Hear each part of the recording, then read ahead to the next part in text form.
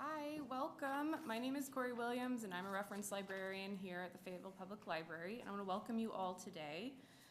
Just a quick thing before we get started. You might see the evaluation sheets in your chair. If you could fill those out afterwards, let us know what you liked, what you want to see at the library. We do take those into account when we plan programming.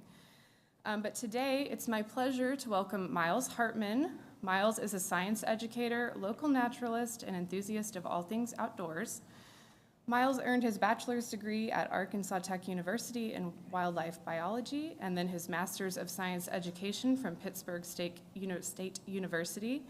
And most recently, he has been teaching in the classroom for over 7 years, with some breaks in between to conduct some research and travel. But today he'll be sharing his passion and knowledge for mushrooms with all of you, so please join me in welcoming Myles Hartman. Thank you. I hope the mic, mic's on, good, perfect. I'll be walking around a little bit, so I've got this mic on. If I'm talking too loud, just give me a little thumbs down. I'm a teacher right now, so I have a teacher voice, so I'm not used to having a mic on. But yeah, Corey did a great job introducing me, but I want to give you a little bit more about my background. Mainly to say that I don't consider myself a professional. I'm not a mycologist. I didn't get a PhD, unfortunately. If I could go back, I think that's what I would do. I'd go back and get a PhD in mycology. My passion for mushrooms kind of started with my bachelor's degree at Arkansas Tech, getting my wildlife biology degree, and it kind of just blossomed from there. I love being outside, love nature, and I love education. So right now I'm a teacher over in Springdale Middle School, and that gives me a lot of times in the summer like this to kind of go out, educate the community, forage for mushrooms, and just be outside and do what I love. But today we've got about an hour to kind of go over some stuff. An hour is not really enough time to even like scratch the surface of mushrooms or fungi. So what I'm going to try to do today is kind of give you the basics, some tools, because I have a feeling a lot of you are here today because you want to go out and find mushrooms. Raise your hand if you want to find like edible mushrooms. That's what I thought. I highly encourage you to not eat any mushrooms if you find them. Not yet, anyways. I give this same advice to my mom, and she doesn't listen to me. She will send me a photo of a mushroom, and I'll say, hey, I don't know, I can't really tell in that photo. Can you send me more? And she's like, oh, no, it's okay, I already ate it.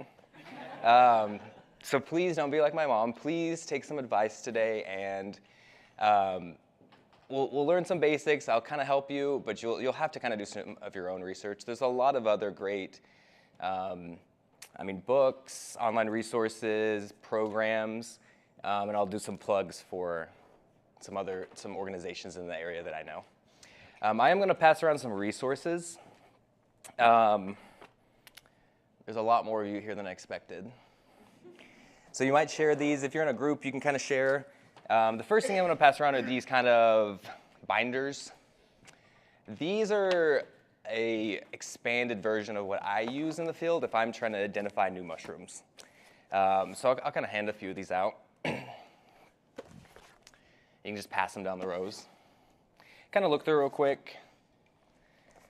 But if I'm wanting to identify new mushrooms, this is kind of the checklist I do, and I'll talk about it more in a little bit. I'm also going to hand out these quick little cheat sheets. I might have just, yep. These little cheat sheets are just what I made personally. These are just some very common mushrooms that you can find here in Arkansas. I don't usually tell people this right away. I used to use these for guided trips. I don't usually tell people these right away, but in these little binders right here, all of these are edible mushrooms. So just because you see them in here doesn't mean go out and find them and eat them. Again, I'll kind of go over that once we've gone over the basics of what I do personally before I collect or eat anything. So we've got some resources, pass those around, share those. In the back, there's some great books from the library, but there's also some dehydrated samples from back there. So on the table back there, everything you see is collected here. I believe I actually collected all of those mushrooms in Bella Vista. They're dehydrated, so now once you look at them, they're a little harder to see and identify, but it's something fun to look at. And I'm kind of starting to make my own little mushroom collection because that's how nerdy I'm getting. If you look on all that, you'll see a little logo for Natural State Guides. I did start a guide company here, no longer running it, but that's why there's all those logos on there.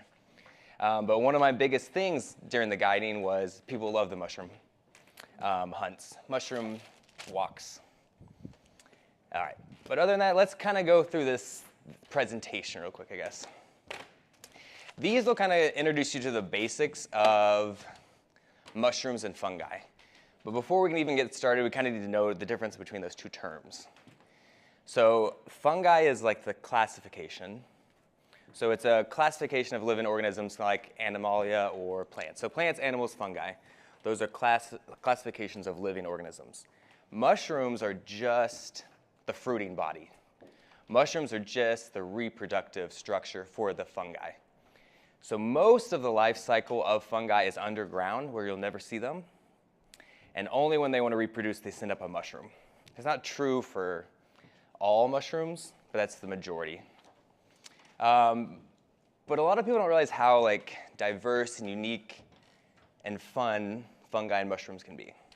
So if you look here, a lot of people, when they think of mushrooms, they think of maybe something like this, very common shape.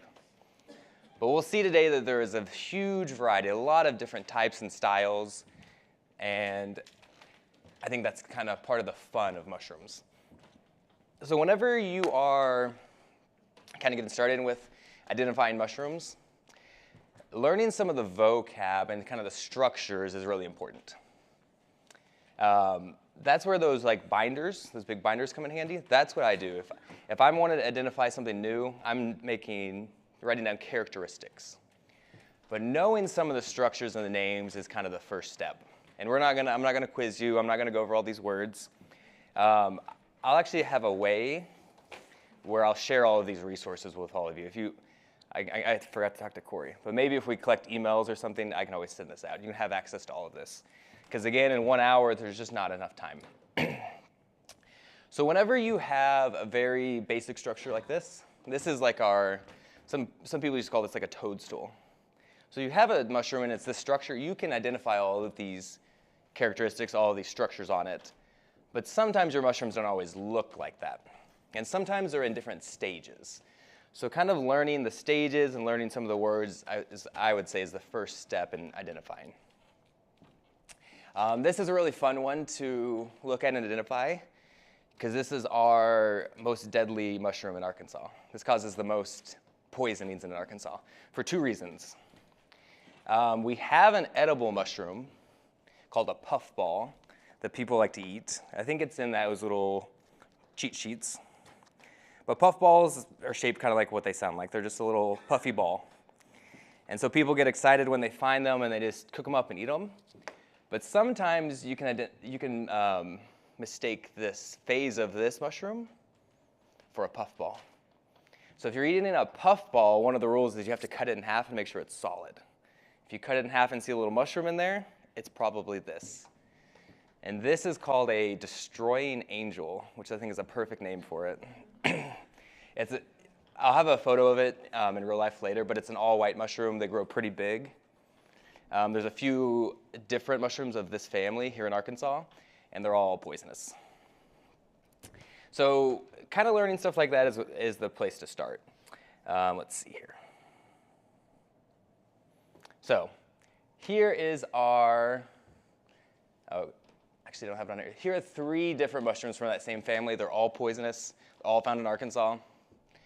But they do a very good job of, these are easily identifiable. They have all those beautiful structures that you can start to learn. So even if they're not edible, I think they're a good place to start and learn about some of the structures. And that's kind of where we will start. Another thing you can do if you're really, really trying to identify these edible mushrooms is sometimes you have to take a spore print.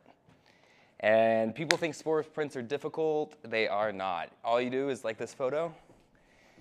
I use a glass frame, but you can use a piece of paper, put a bowl on top of it, and then come back the next day and you'll see these spore prints. A lot of mushrooms in Arkansas, you'll have to do this before it's safe to eat them because there's so many lookalikes. Again, my mom doesn't listen to me. She doesn't do this. So the best I can do for her is teach her the edible ones and make sure she at least knows those. But the first way to kind of start identifying mushrooms is looking on the bottom and seeing what kind of structure they have. So there's three main structures. I'm going to run back here real quick. But there's gills, teeth, and pores. And whenever you look at these mushrooms, that's kind of where I always start. Even with these dehydrated ones back here, I'll kind of like walk by. I'll encourage you to look at these at the end. If you look on the bottom of the cap, that's kind of the first place to start. You look on the bottom, and you can always see those structures. And right off the bat, a lot of mushrooms can be identified just using this, or at least getting the correct family or group. Some people have a difficulty telling the difference between pores and teeth. Honestly, sometimes I get not confused. It's hard to see sometimes. Sometimes I have to use a magnifying glass. But just know pores are like little holes. It looks like you took a pin and stabbed the bottom of it, where teeth are coming out. You can sometimes even touch it and feel it. So if you feel like little hairs, that's teeth. Otherwise, those pores, little pinpricks. A common mushroom that people want to find is turkey tail. It's getting really popular. I've had some people come to me specifically to find turkey tail because it's got a lot of medicinal properties. And one thing you have to do, the first thing I do when I'm trying to identify it, is look for pores or teeth. So knowing what these structures are is kind of the starting point. I actually have a turkey tail back there and a turkey tail look-alike back there. And the only way to tell them apart is by looking at the pores or the teeth.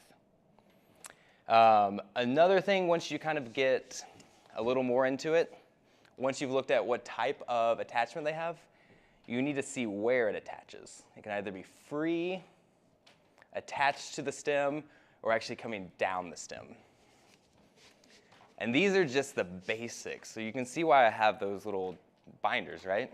You're going to have to take a lot of details down if you're wanting to actually identify what mushrooms you're looking at. It even gets to the point where a lot of mushrooms you can't identify unless you look at the genetics.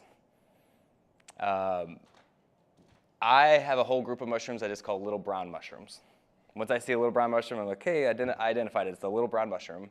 Don't need to go past that. Otherwise, you're going to get real nerdy, I guess, doing a lot of research. Sometimes the only difference between mushrooms is their stem shape. Do y'all see the difference in these two mushrooms? These are two different species.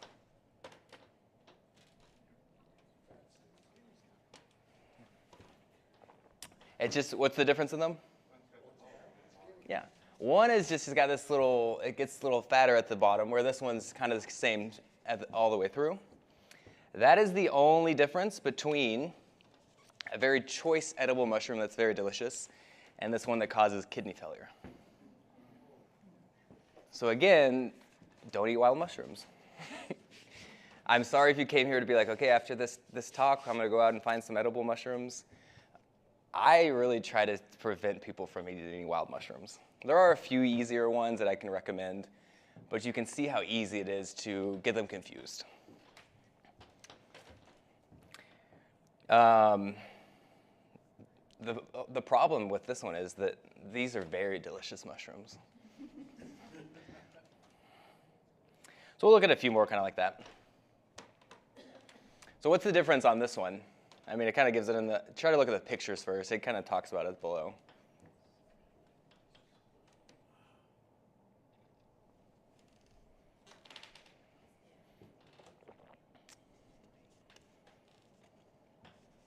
Give you another second or two.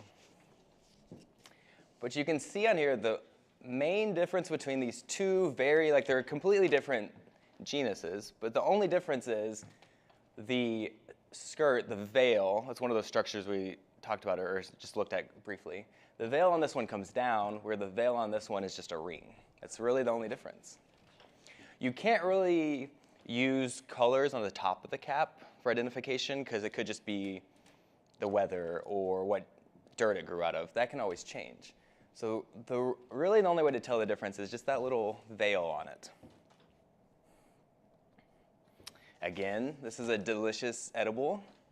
Again, this one hurts your liver. Well, I guess the last one was kidneys. Sometimes the only way to tell the difference is what they're growing in. So anytime I collect a mushroom, before I actually take it out of the ground or tree or whatever, I put a paper bag, I put a number on it, and then I put that next to the mushroom and take a photo.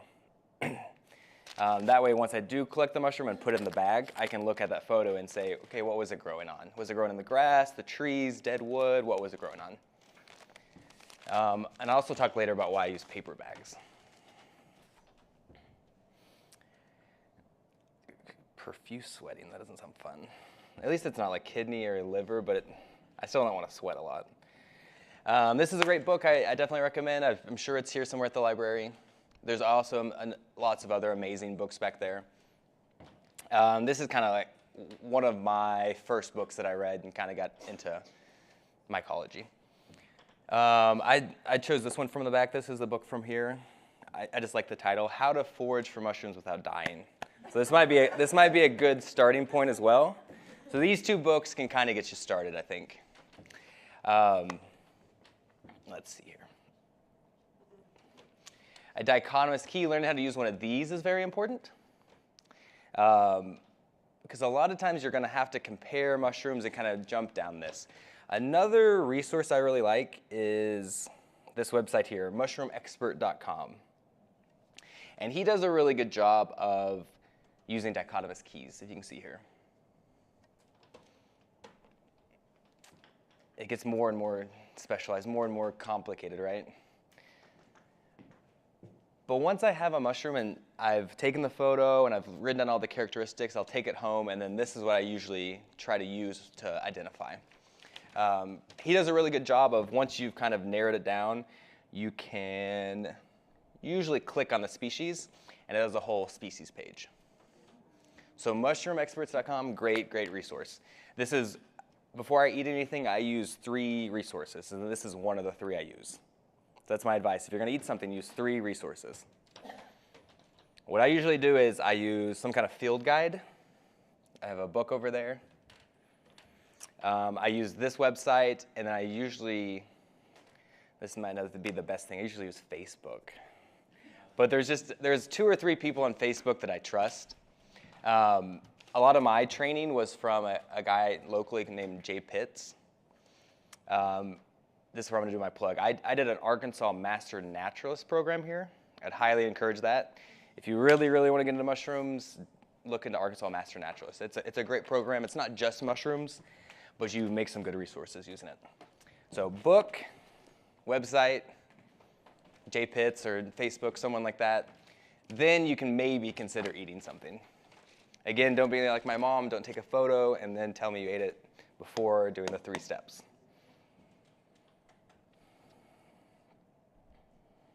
So dichotomous keys are great. If you don't know how to use one, I don't have time to teach you, I'm sorry. There's a lot of resources online. I'm a 7th grade science teacher right now, and this is something I teach my 7th graders. And it's a pain. Let's just say that, it's a pain. You think it'd be easy, and it's not always. I'm going to skip some of this just for time, but there's just some field safety. Again, I'll give you these resources if you leave your email. So we'll go over some edible mushrooms and their lookalikes again, because I know it's kind of the fun part of this. So over here on the left, we've got a chanterelle. This is one of my favorites to find. This is what my mom always eats. We were actually on a guided hike one time, and we found some of these. And when I was doing guided hikes, the rule was you can't collect anything. I let people collect 1 mushroom to identify later. But we found a bunch of these, and I made my mom walk past them, and she was very upset. She was like lingering behind the group, and I had to yell at her to catch up. And then she got really mad at me because I went back the next day and collected them and ate them. Chanterelles, delicious mushroom. There's a few lookalikes. Honestly, to me, this doesn't, like, did you see that mutated form? I've seen 1 or 2 of those, but I don't see them very often. But you can see some lookalikes. If you're just going off first glance, this looks similar to the chanterelle. But there's a few distinguishing characteristics you can kind of notice right off the bat. First thing I always notice about chanterelles is we talked about where those gills attach to the stem. You can see they go partially down the stem, whereas this lookalike, they're going all the way down. So learning those characteristics is important. To me, this one isn't 100% lookalike. It's got more of that like toadstool style cap, but it still does happen. People still do kind of eat these mistakenly.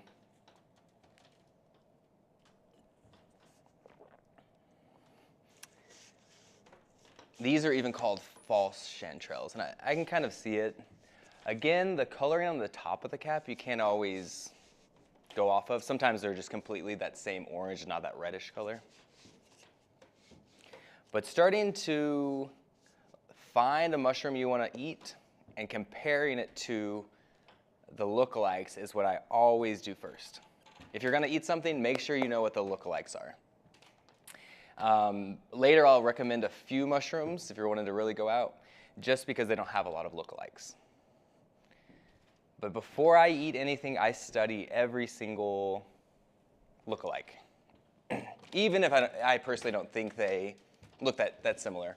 But what that also does is it helps you develop the skills to figure out what they actually look like. And it helps a lot because there's actually, don't quote me on this, but there's at least 4 species of chanterelles here that you can eat. So once you find one and kind of find their lookalikes and kind of learn about it, then it's easier to find those other ones.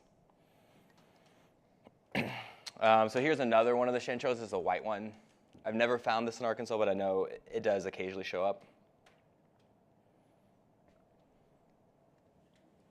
So you can see mushrooms are so unique. There's so many different species. There's so many lookalikes.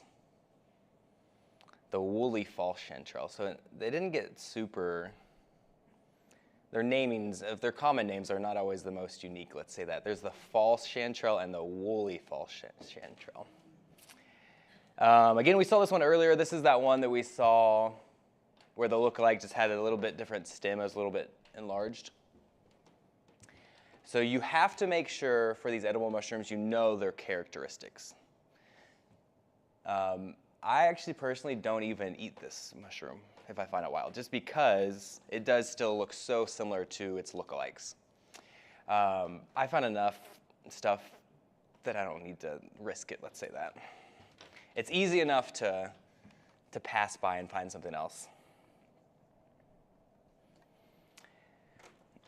Let's see. I'm going to skip some of this. So you can see some of these lookalikes. Again, I'm just sharing a lot of these lookalikes just so you understand how similar they can be, how difficult it can be to identify the differences. So again, before I eat anything, I do 3 references: a book, Facebook, mushroomexpert.com. I then go and search all of the lookalikes. I look for every single lookalike that there could be. And then I'm still not ready to eat it. There's still things you have to do. It's that difficult. Does anyone know what causes the most mushroom poisonings? It's kind of a trick question. Like a specific mushroom? So most, Is it eating them uncooked? eating them uncooked or how you handle them before you cook them. So earlier I showed you these paper bags. If you're collecting any type of mushroom, you should keep them in some kind of breathable bag. So the number one way that people, I won't say poison, make themselves sick for mushrooms is they go and collect a bunch of mushrooms, throw them in a plastic bag. It's hot. They spoil pretty quickly. So by the time you get home from your nice, hot, sweaty hike, they've spoiled in that plastic bag, and you cook them, and you actually get sick that way. So I always recommend something like this, and then this is actually my mushroom hunting bag. I asked my family to help me find a mushroom hunting basket, and then the next day I had 5. So I've got plenty, but this is my favorite one. So I always try to put them in a bag. Again, I number it. I've got that photo, and then I'm collecting them and trying not to squish them. Sometimes, if you're really lucky, you need 2 baskets. I've had to come back and get an extra basket because some of the mushrooms you find are gigantic. We'll see this later, but there's hen of the woods. That's this big cluster of mushrooms, and I've found like 20 pounds at one time. And I've seen people on Facebook, and they've got a whole truck bed at one time. So we're getting closer and closer. We're still not even there, but we're getting closer and closer on how I collect mushrooms and take them home and eat them. Well, the last step is kind of what you mentioned earlier about how you cook them and how you prepare them. This is a really delicious mushroom. A lot of people want these. Boletes are this group of mushrooms that are, I think when a lot of people think of mushrooms, they think of this shape. And there's hundreds of boletes in Arkansas alone.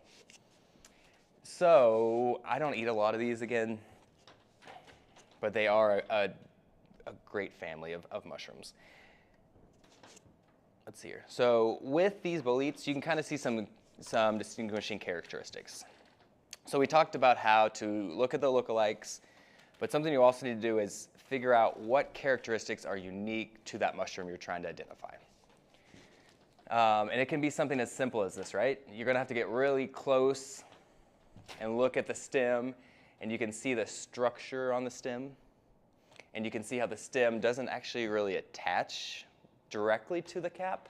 It kind of goes inside where you can't see it. So once you're trying to identify something, you're going to have to know those very, very, very, very specific characteristics that are unique to that mushroom.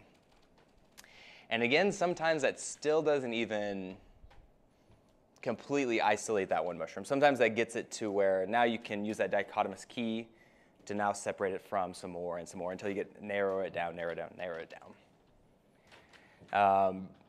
But some characteristics, I know I talked about the cap color. That's something you can't usually use as a characteristic. Other things like size and shape, sometimes you just can't use those characteristics. It's not things you can like guarantee are accurate in the field. It's a good reference. So like my mushroom book has a little ruler on there, and I always measure the stem and the cap because that's a good characteristic to know, but it's not enough on its own to identify a mushroom. So starting to know those characteristics that are unique to the mushrooms and starting to know those characteristics that isolate them from their lookalikes is very important.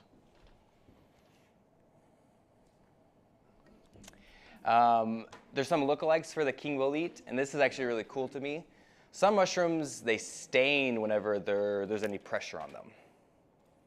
And sometimes that's a characteristic you have to know to distinguish between the two. I thought this was a really cool photo.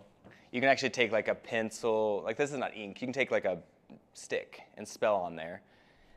Once you press on them at all, they change like a purple or a dark color. Or even when you cut them in half. Sometimes you have to know that characteristic for those mushrooms. This is not always true. There is a few mushrooms that if you press them and they bruise and they change color, you toss it up. Most of them there are, but there's a few that you actually have to know if they bruise. So a lady in the back showed me a photo of a shaggy mane earlier, an ink cap.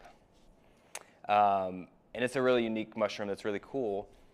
It actually is one of the few mushrooms that the fungus will want to save the energy. So once they put up that mushroom, it takes a lot of energy. So they try to conserve some of that. So after the mushroom puts out the spores, the fungus tries to dissolve the mushroom to get the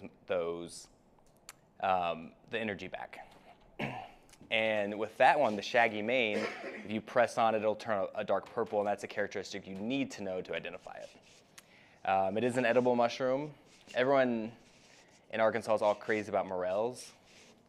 I have a lot of fun finding morels. I think it's a fun challenge. I don't think they're the most delicious. I don't know why. Maybe that's just me. But I always seem to find these shaggy manes at the same time I find morels, and they're a lot more delicious in my opinion. but you have to bruise them to make sure that's what it is compared to a lookalike of it. Boletes, we're kind of still on this. I kind of leave them alone most of the time because there are so many boletes and there's so many lookalikes.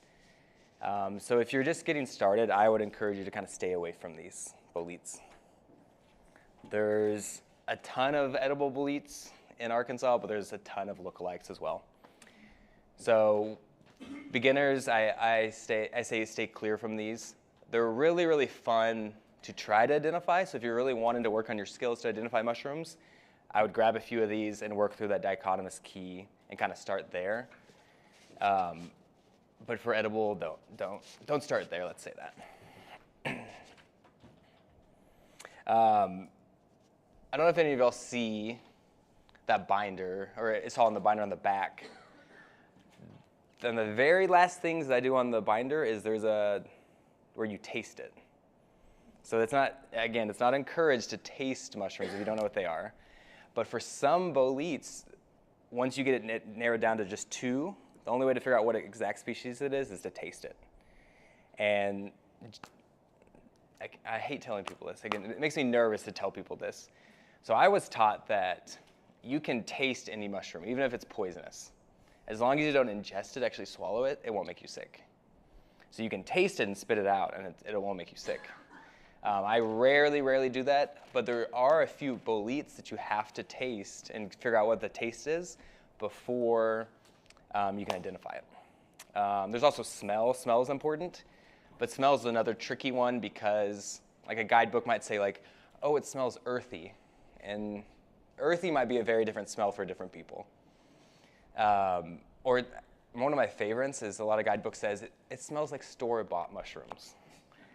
And I'm like, okay, I'm not 100% sure what that means. So with taste and smell, use those as like a very, very last resort. And that's sometimes what you have to do with boletes, and that's why I don't recommend kind of starting with those.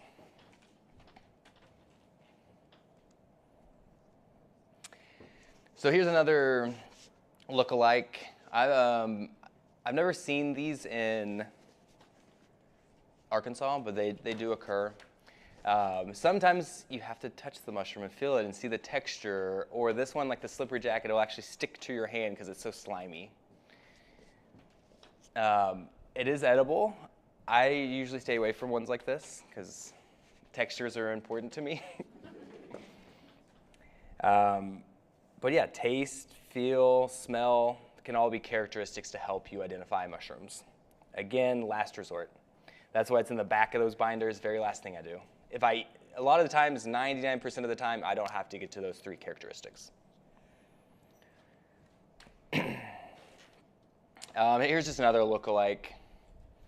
And I have this one here because sometimes you have to cut the mushroom in half. So like these are cut in half. Sometimes you have to do that to see what the whole structure looks like. And if you only find one, sometimes it's sad to cut it in half because that's your only one. So again, this is the last thing I do usually. Or if you're checking for bruising, that's one of the last things I do. But sometimes you're going to have to cut through the mushroom and look at the side view of it to see how the stem actually attaches to the cap and characteristics like that.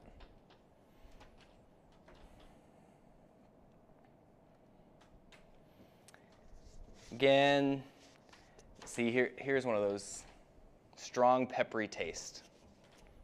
So sometimes you got to taste it again, last resort. Another thing I haven't really talked about is a lot of mushrooms will produce a latex. So latex is like, you might have seen plants where you like break them and like a white liquid comes out. Some mushrooms have the same characteristic, and sometimes you're looking for the color of that latex. So once you cut them in half or cut them sideways, sometimes a latex will come out, and that's a characteristic you need to write down a note.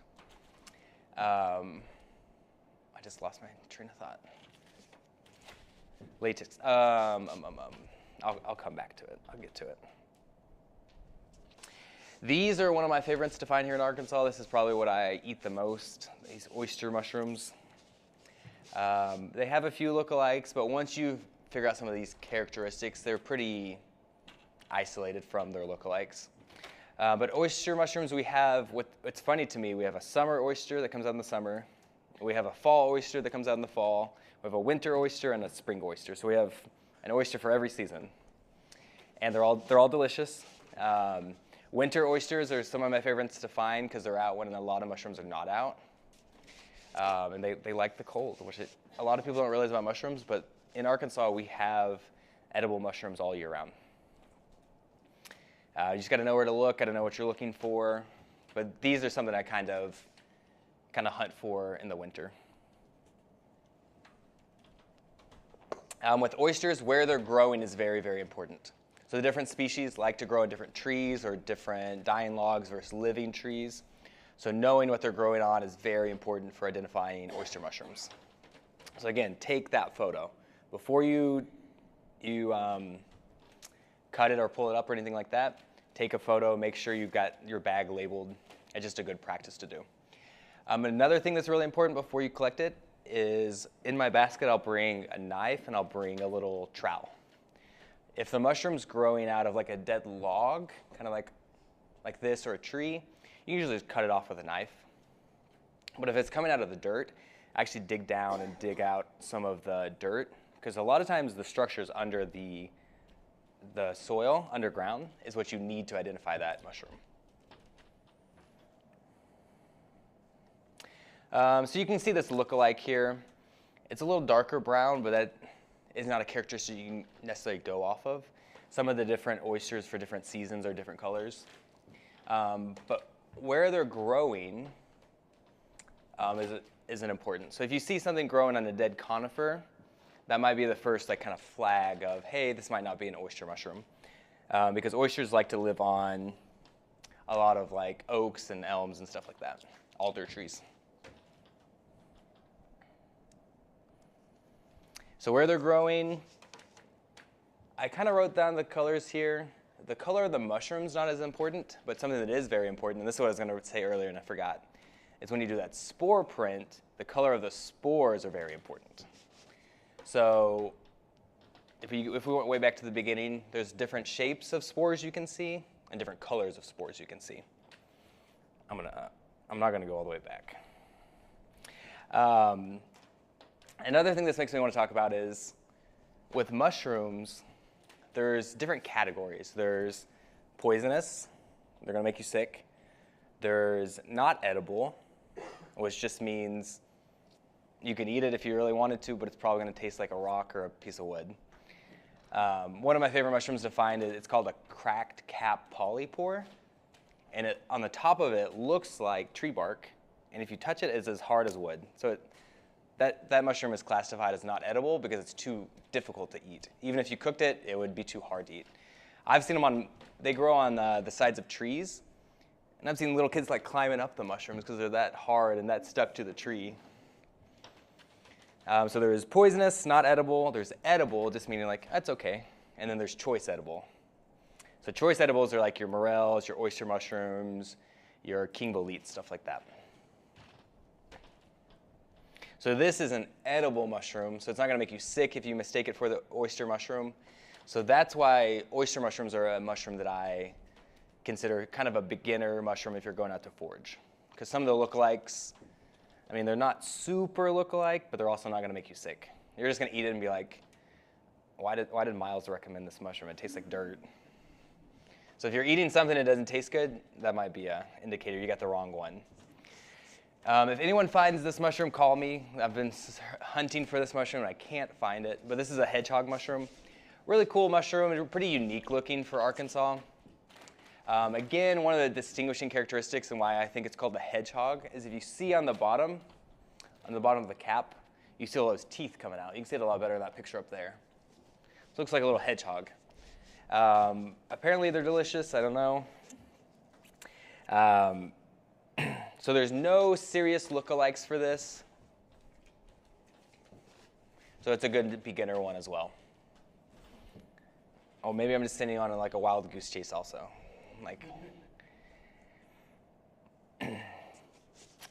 This is my mom's #1 mushroom she's looking for, and I think it's a really interesting mushroom. So,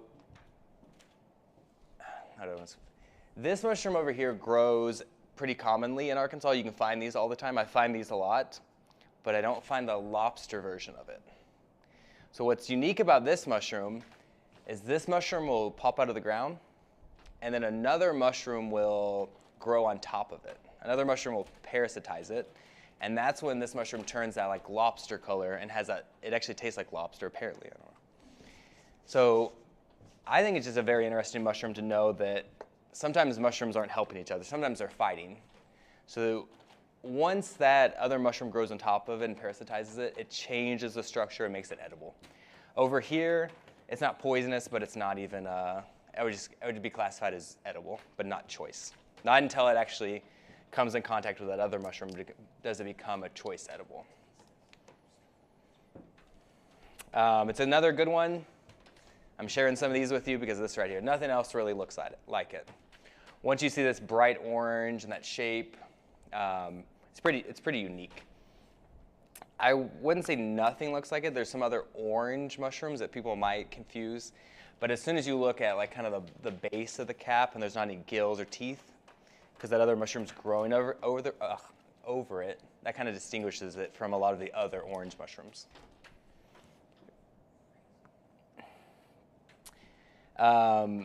This is one of my favorites. There's sulfur shelf. Oops. I thought I had another photo. Does anyone know another name for this mushroom? I think I heard it. Chicken of the woods. I've actually fried this up and cooked it like you would fried chicken, and I couldn't tell the difference. It's delicious. It has the texture of like chicken meat. When it's raw like this, if you rip it open, it kind of looks like shredded chicken meat. I find these pretty frequently here in Arkansas. So up at like Kohler and Bentonville or around Bella Vista, you can see these and find these, and they really stand out. They're bright orange, easy to find. They get bigger and bigger. I find huge mounds of these. So these are really good starting mushroom. There's not a lot of lookalikes. As long as you're identifying what it's growing on and making sure it's growing off of wood. Does it matter what kind of wood? Here in Arkansas, I've seen it growing on a lot of stuff. Like here you can see this is on this looks like a pine tree, but I've seen them on oak, elm, dead wood. Sometimes they're growing out of the soil, but they're not really. There's actually probably a dead log. So it almost seems like they can almost grow anywhere. This is another one of my favorites. Not a lot of lookalikes. This is cauliflower mushroom. Whenever I was learning from Jay Pitts, he's actually never found one of these. So he's been hunting mushrooms for about, I think, 20 years in Arkansas.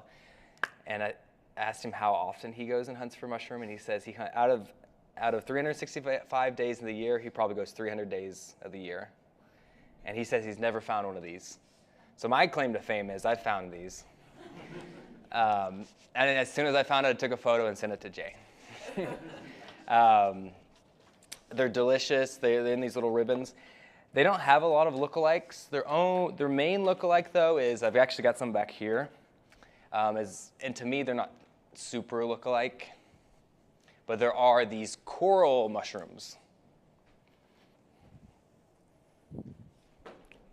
So there's a basic similarity, right? But these, I mean, to me, do look kind of like little trees or coral, whereas it's more like a fan shape. Sadly, I find these a lot more than I find cauliflower mushrooms. But that's kind of the only lookalike.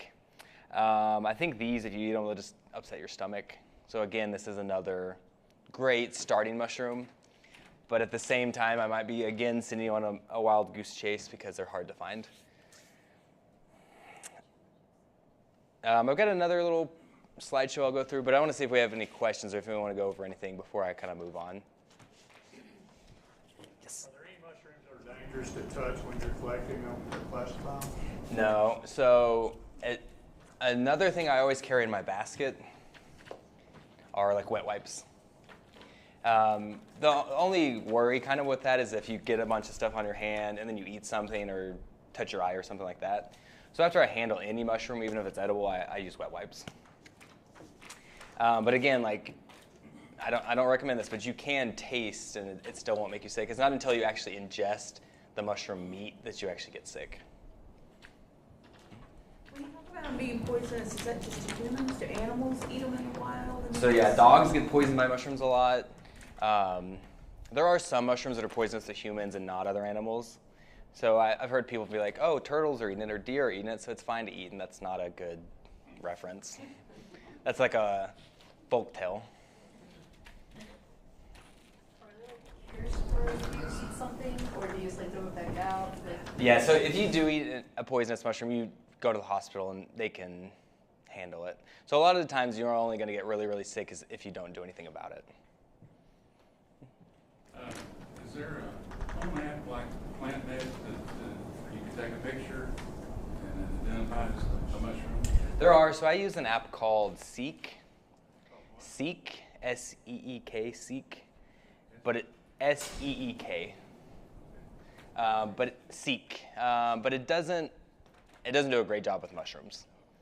I don't know what it is about mushrooms and plants. Sometimes it just gets stuck, or it's never told me the wrong mushroom, but what it'll usually do is just not actually tell you what it is. It'll just be like, oh, it needs more photos, needs more photos. So I haven't personally found a good app or anything like that. I do still take photos just so I can look at it later, especially if like you get home and the mushroom kind of got like beat up and got broken or something. That photo helps a lot. And then if I'm really struggling with something, I'll post that photo on Facebook, and that's a better way to do that. But I wouldn't really trust any apps.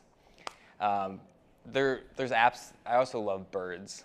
For some reason, the apps for birds are amazing. The apps for mushrooms and plants are just meh. There's a really cool app. I know this isn't a bird talk, but there's a really cool app where you can listen to a bird song and it'll tell you what it is. Just to answer his, Mushroom Identifier was a good app back in the day. I haven't used it in years. And it used to be free. I think you actually have to buy it now. But that one was a very good one. But if you have an iPhone too, and I didn't know this, my daughter's really good at it. She's much younger than me, so she knows how to do this stuff. But if you take a picture of a plant or something and you touch it, oftentimes it'll help you at least kind of narrow down and do that, the suggestion. I don't know how to do it. She just showed me how to do it with the flower. Yeah, right. But it's there. Yeah, I would say add that to those 3 references: book, Facebook, mushroom expert, and if you want to, add that as well. He goes by the name of the Great Morel. I don't even know what his real name is. Maybe it's Chris somebody. And he was actually part of the Netflix special as well. But his website, if you, and it's one of the ones that I've used, post a picture for him, he'll often ask you for that spore print as well. Yes. He has been very good about getting back to help you identify and tell you what it is. But Chris Matthews, maybe. Chris Matthews, yeah. I know the name Chris Matthews. If you are wanting, instead of using an app, I would highly encourage you to take photos and post that somewhere. But what's the funny thing to me is a lot of times, people post like a photo way over here of like an awkward angle of the mushroom. Be like, what is this? And then the first thing that the Facebook or whatever that person's going to say is like, I need more photos. So if you are going to try to take photos, make sure you're like getting a nice view of the top of it, a nice view of the bottom of it, a nice view of the stem. In a spore print. They'll usually need all of those if they're going to help you. There's a lot of etiquette you have to use on these Facebook groups, so just make sure you kind of follow those rules. I keep talking about my mom, but this is funny. My mom got kicked off a Facebook group. It was for a wild plant identification. It's because do y'all know like polk? Like she grew up eating polk salad. And someone posted a polk plant on a Facebook group. And Mom was like, oh yeah, you can eat that, you just have to cook it. And then she got kicked off. Because apparently it's, if you don't cook it properly, it can make you sick. And that's actually true for a lot of mushrooms. So earlier we kind of mentioned like how you prepare them is important. So a lot of mushrooms, depending on what it is, before I eat it, I will soak them in salt water overnight. Some mushrooms you can't do that because they'll just dissolve. You'll come back the next morning and you have like a pudding. But once you soak a mushroom one time in salt water, you will always, always do it. And do you know why? What happens when you soak them in salt water? All the bugs. You'll come back the next morning and the whole top is just covered in bugs. Yep. So, like, people love morels. Morels have that honeycomb shape. Slugs and beetles love to hide in there. So make sure unless you want a little extra protein, make sure you soak your mushrooms in salt water. Sometimes even just an hour is enough. And then a lot of times you have to cook them. There's only one mushroom I know that you can eat uncooked. It's called witch's butter. But everything else you should cook and make sure you cook it like thoroughly. I think I actually have some witch's butter dehydrated back there. And I've never eaten it raw. I've actually never eaten it because it, like the name implies, it's just this slimy mushroom that doesn't look very appetizing. I want to see, okay. This is a slideshow for Michigan, right? I think Michigan. So I kind of stole this one, but I thought this was another one. It's got some important information. I kind of just put this in here for y'all to all have this quick information. It's got a lot of good resources, and then I want to go over a few other mushrooms in here. One of my nerdiest, funniest things I like to tell people, and this actually, I heard this from Carl Sagan. If you've ever eaten a mushroom, like say maybe the normal mushrooms you buy at a grocery store, they kind of have like a meaty taste. And a lot of people don't know this, but if you look like at an ancestry tree or something like that, humans or animals and mushrooms are more closely related than mushrooms and plants are. And so Carl always makes the joke that that's why they taste meaty, because you're kind of eating something that's similar to an animal. So a lot of people think mushrooms are plants or mistake them, but mushrooms and plants are very diverse, very unique from each other. Another kind of cool thing that I like to say is, if we didn't have mushrooms, if we didn't have fungi growing around the roots of trees or in forest, we wouldn't have a lot of forest. So what mushrooms are really, really good at, or fungi are really good at, is getting nutrients, so nitrogen and other trace elements out of the soil and accessing that. Trees are not good at that. Trees and plants, they don't do a very good job of getting nutrients out of the soil. So what a fungus will do is provide those nutrients to the tree. And what the tree does is trees grow up real tall and they have leaves and photosynthesis and they make sugar. So the tree and plant will give sugar to the mushroom and they kind of help each other. So there's been a study that if you tried to grow a tree without fungus helping it at the roots, providing those nutrients, the trees wouldn't be able to grow over 2 feet tall. They just wouldn't have enough nutrients to survive. So if you're ever out and there's a bunch of leaf litter, you can usually dig down below trees and you'll see a lot of little white veins. That's the fungus usually. Not all mushrooms help support plants. Some of them are parasitic on plants. Some help decompose plants, but a lot of the times, almost all plants have some kind of symbiotic relationship with a fungus. And that's why a lot of times if you are going out to find mushrooms, the first thing you need to do is find a tree. So if you want to go hunt morels, I always look under cherry trees and sycamores. Those are the two I usually find morels under. So like if you're really, really getting into wanting to find a specific mushroom, tree identification is probably the best place to start. I get into a fight, actually was in Colorado with my buddy last week, and we get into a fight about this statement right here. I think the largest life form on Earth is this. It's in Oregon. It's a honey mushroom. We actually have honey mushrooms here, but it's a honey mushroom. You can see how gigantic and old it is. That's what I say is the oldest, the largest. He talks about some kind of aspen tree that's the largest, but I think the difference is the aspen has the most biomass, whereas this has the most size. I just like mushrooms more than plants, so I'll fight him on that all day long. Tons of uses for mushrooms. We've been using them and didn't even know it. Medicine, food, farming, anything like that. So mushrooms, great uses. We've been using them for thousands of years.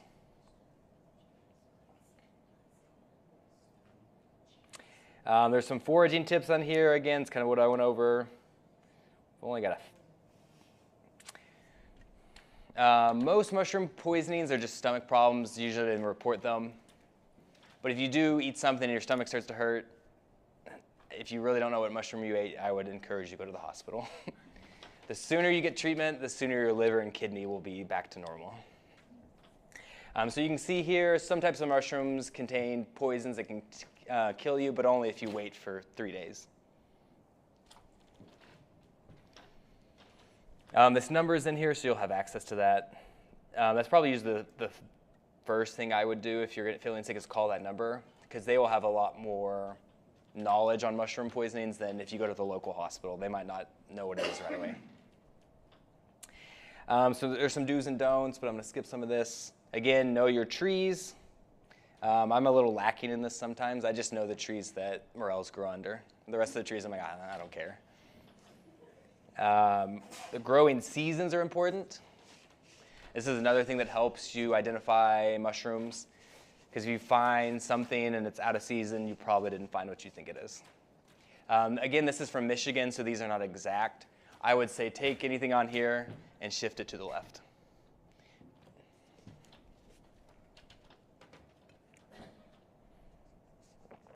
Then I want to kind of look at these. I haven't talked about morels yet. I've done a few of these talks, and people are just like, I'll be trying to go over this presentation like, but what about morels? What about morels? And then where do they grow? What do they grow on? And I can't even get through some of this sometimes because people are so obsessed with morels. And I get it. The fun part about morels for me is that they only grow for about 2 to 4 weeks out of the year, depending on the season. And so it's just kind of fun to like kind of hit the forest hard during those few weeks to look for them. It's also, usually when I'm looking for morels, I find a lot of other mushrooms that I'm not even looking for that I want as well. But we have a few different species of morels here. So we have this black morel. We've got this, I call these the yellow morels. These are one of the largest. So when you see really, really large morels, it's usually these yellow. But for some reason, it's not on this one because I don't think they have one in Michigan. The morel I find the most is the miniature one. And it's kind of like disappointing when you find like these little tiny morels, and that's full grown. It's like I want one large yellow compared to my 10 little minis. But I have, everyone calls them honey holes. I have a honey hole here in Fayetteville that I go every April, and I always find little mini ones. You can find like 60 of them. They make a great meal to split with some friends. I'll give you hints, because a lot of my friends don't believe me. It's in Fayetteville. It's on the Greenway. So I live in Rogers, and one day I was just like, I'm just going to ride my bike and look at every little spot that looks like it could have morels. And so I made it all the way from Rogers until it hit Fayetteville, and I kind of like gave up. I was like, okay, whatever. I got to meet my friend. We're going to go hunt somewhere else. And as soon as I start biking fast, I see these women on the side of the trail with little mushroom bags, and I slam on my brakes, and I yell at them, "Where'd you find those?" And they were nice enough to help show me, and so that's the spot we go back to every year. But it's on the Greenway in Fayetteville. That's the most I can give you. Didn't have a lot of luck there this year, though. So the thing with morels is even if you have your spot, they don't grow up every year. They don't pop up every year. Morels only have one kind of look-alike. So whenever you're identifying morels, cut them in half and see where the cap and the stem attach. So you can see with these morels, if I can zoom in, when you cut morels in half, they're completely hollow all the way through until the very top of that cap. So if you cut them in half and you see anything else like that, like this right here where they are attached, then you've got a false morel. I've actually never seen false morels here. I have seen these.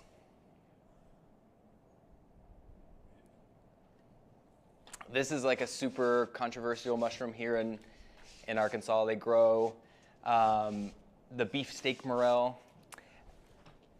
It depends on who you ask if it's poisonous or if it's edible. So some people I think what it is you have to cook it a certain way. So unless you cook it, it is poisonous. But these mushrooms, people have been eating them in like Norway and Finland. They grow over there as well. They've been eating them for thousands of years.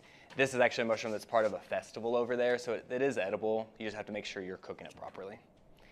But again, see, a lot of people just say they're toxic, contain jet fuel. So I don't eat them, but some people do. This is another one you can find pretty often. This is a really easy one to find. I find this a lot at Kohler. They're just growing on the trees. The problem is if you find it at this size, it's going to taste like wood. That's where I usually find it and try it, and I'm like, it doesn't taste very good. You need to find kind of like that top one or smaller for it to be really delicious. A real easy one to identify. I found them huge. They get really big. So usually you can identify them by finding that large one and then looking around and trying to find those small ones next to it. But they have that really unique pattern on the top. I know usually I say don't look at the top of the cap, the color. But these flakes on the top are kind of your first identification to be like, oh, that could be a pheasant back. Again, we've got oysters on here. A spore print is important sometimes for oysters. They'll have a white spore print like that bottom photo. And then I just want to show you a few more. There's that chanterelle again, chicken of the woods. And then I want to show you, I didn't show you this earlier, there wasn't a photo of it, but that's that destroying angel. So if you find an all white mushroom, leave it alone. There's two others, I want to see if I have a photo of it. Here's that honey mushroom, that largest organism in the world. I want to see if I can find, I have one more story for you. There's the puffball. This is one of our few bioluminescent mushrooms. There's that turkey tail, and I've got a few in the back, or I think just one. Lion's mane is a really fun one to find, very unique. You can actually find these at the Bentonville Farmers Market. They sell them there. So I guess you don't find them. Oh, they do have it there too? Okay. Oh, nice. I actually just bought, you can buy this like powdered as a supplement. I just bought some because it apparently helps with your memory. There's that ink cap we were talking about earlier. Shaggy mane is another name for it. But I'm still trying to find a specific one. This right here, this is my last story. This is fly agaric. Not a great name. I'll explain the name later. But there's some cool stories with this mushroom. So this is poisonous if you just eat it. It's psychedelic if you prepare it the right way. But apparently a lot of our Christmas traditions kind of stem from this mushroom. So up in, again, like in Norway, Sweden, that area, hundreds of years ago, what would happen is there would be like a village shaman, and during the winter, before everyone kind of got like trapped in for the winter because they can't leave very often because of how harsh it is there, the local shaman would dry these and then hang them on trees outside of the houses of the villagers. And usually those trees were like a pine tree or cedar tree. So that's kind of where we get hanging decorations on Christmas trees. Because what it is he would prepare them so that when these people are stuck in their house all year long and they get a little bored, they could walk out to their tree and have a little nibble and have, that's all I'll say. But reindeer also love these mushrooms. And they can eat them and not have to cook them. It's not poisonous to them, but it is still psychedelic to them. So the people would say that the reindeer would eat these, and then they would start pretending like they could fly. So they would look like they were trying to fly. So that's where we might get the idea of reindeer flying in the air. So I just thought that was a funny little mushroom. I believe it's called fly agaric because I think what people do to make it not poisonous is they leave it in a cup of milk. And I don't know if this is true, but it's funny to me. Apparently, people would see these mushrooms in a cup of milk and ask, like, hey, what are you doing with this? And the people didn't want to say, oh, these are psychedelic mushrooms. So they'd say, oh, it's to keep flies away. So that was their little secret of like what they were actually doing with this. But we're a little over time, but if you got any other questions, I'm happy to answer. We've got those resources and some mushrooms to look at in the back and some books as well. What's like common collecting etiquette? Collect the whole mushroom, so like cut it at the base if it's on a tree, dig it up if you can. I mean, other than that, you can't. So a lot of times with plants, people are like, oh, don't collect them all. With mushrooms, it isn't as important. So again, the mushroom is just the fruiting body of that fungus. So when you're collecting it, it's not going to hurt the fungus. Some people are really worried about like morels because of how many people are collecting morels, and they're afraid that next year it won't come. So with stuff like morels, you want to look and see. You don't want to collect them until they've released their spores. So you might, for some things like that, you want to check that. And then people are even to the point of, when you collect them, you put them in like a mesh bag so that when you're walking, those spores can still come out. But again, I've also heard it doesn't matter. It just, maybe that's the best etiquette. I do it just to not be a jerk. Because I don't know, maybe it does help, maybe it doesn't, but it's an easy enough thing to help support, because you want to make sure it comes back the next year. We have any other questions? How about a dog stinkhorn? How do you get rid of this? So a dog stinkhorn, you'll smell them before you see them. I don't know how to get rid of them. But they are edible. Oh, really? Yeah, I don't want to eat them because they smell. You'll be walking, you smell something like dying, and it could be this mushroom, but it's an edible mushroom. Getting rid of them, I don't know. Stay away from them when they pop up. Yeah. So invasive plants and animals is a thing. Is invasive with fungi a thing? It's not as big of an issue. A lot of mushrooms naturally grow over the entire world. So like this fly agaric, I'm pretty sure it's almost everywhere in the northern hemisphere. But I've never really heard of any issues with invasive mushrooms. That's a good question. Now I'm gonna have to like research that a little more. You know any guides that kind of go out, maybe Bella Vista on a regular basis? If you go on Facebook, I know Jay Pitts does like maybe 2 or 3 trips a year. They do book up pretty quick. I'm trying to think. Other than that, I really don't know of any. And there's another. I keep saying Jay Pitt's name. There's another guy that goes out often as well. I have to look up his name. He's very famous, even more than Jay. But he does like morel guided trips during April. But again, it's like